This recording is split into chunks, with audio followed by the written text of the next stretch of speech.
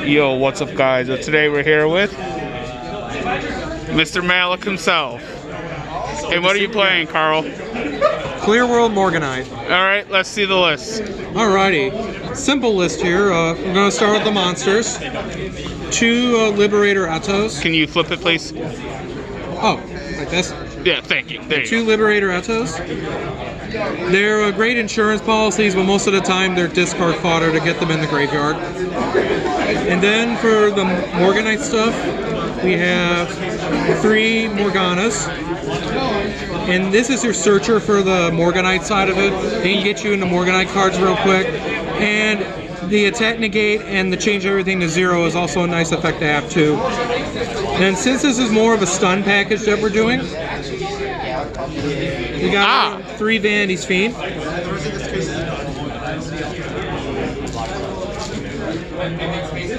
And I'm sure the third one will... Oh yeah, 2 Vanity's Fiend, excuse me. I forgot I took the third one out for 1 Vanity's Ruler. Have you thought of playing Majesty's Fiend? I thought of it, but in this instance I took it out to experiment with some of the other stun stuff I have in here. Alright, what else? For pop plays that everyone tends to forget about, 3 Pero-Peros. They're great discards off a Clear Phantom. And when they're in the graveyard, if you take any battle or effect damage from your opponent, just banish. And you can target and pop any card on your opponent's field.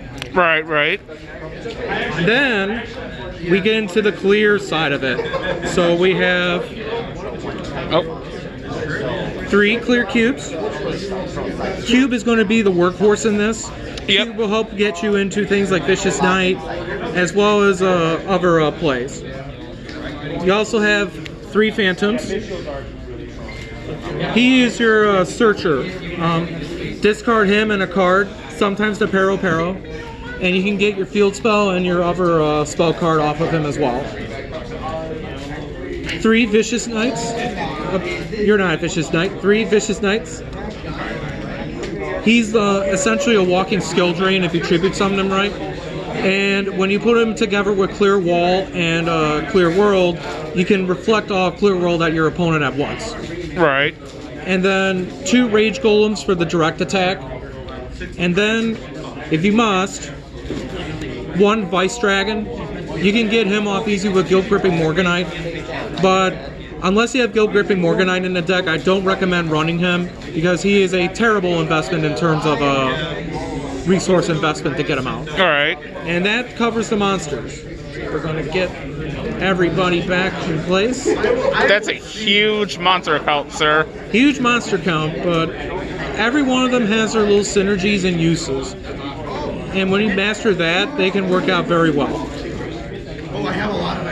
Usually at this point we'd be talking traps, but we don't have any, so we're going to go straight to spells. You have 1 1-for-1. Very handy way to get Clear Cube out. 1 Time Tearing. That's all you'll ever need out of the 3 Morganites as far as the Time Tearing side goes. 2 Guilt Gripping Morganites. Very handy to get your Vanity's Fiend out, Vicious Knight, as well as that Vicious Dragon.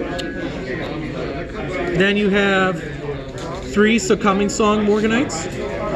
This is your Searcher Morganite, and it's also what you can use to stack damage on your opponent. It lets you attack into monsters once each, and if you inflict battle damage, it's double. You also get a handy search out of the graveyard with it. Then to help out with the searches even more, you have 3 Pot of Extravagances. Right. And 1 Pot of Prosperity. Ooh. Okay. Since you're not really using the extra deck in this, you can get away with just wasting the extra deck. And then last but not least is the Clear World stuff. So, since we only have 2 spells in this archetype right now, 3 Clear Worlds and 3 Walls. Yep. Do you want to tell the people what Clear World does? Yes, on Clear World, I'll have it back out for your viewers in just a moment. Clear World, essentially, it depends on what attribute that you control, but it'll give both players a negative effects depending on the attribute. But if you're playing against Canine Vanquish Soul, and you happen to have the World, the Wall, and any of the big clear monsters, you can reflect all the effects back at them. And in a Vanquish Soul deck where you love the reveal, if they're auto-revealing and they can't manually reveal, they're screwed.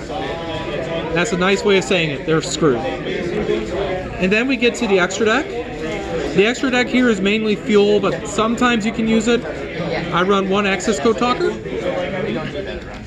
1 Borlo Dragon. Yep. IP Masquerena,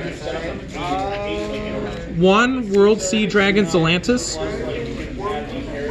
a Scareclaw Tryhard. He's my favorite Link monster, so I always love playing him in everything.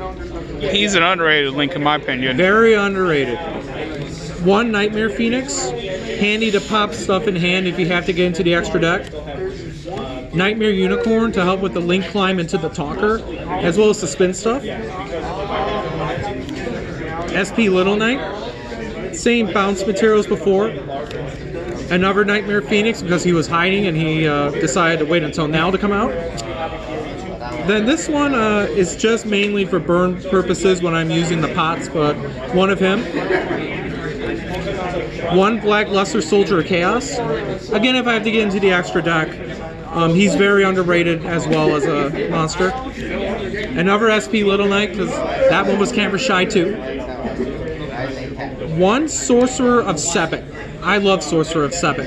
If you swing into your opponent and you do battle damage, you can get life points, and then if your opponent gains any, you burn them for 1,000. Remember, chain burn players, this is your best Link as well. And then, just for fun, because I like having fun, 1 Agave Dragon. And then, the only useful monster I have in this extra deck is 1 Relinquish Anima to go off into the cube if I need to. If I may ask, why no Typhon? Typhon, I'm actually using him in another deck, but if I were using him, this Ukano would go for him. Alright. Alright, anything else? I like to shout out my lovely wife for inspiring me to build this build, as well as to Jesse Kahn for flaming out in the last tournament and getting 3,000th place. Your failure is my substance. You heard it here first, folks. Oh, that's all for now. Peace and have a great day.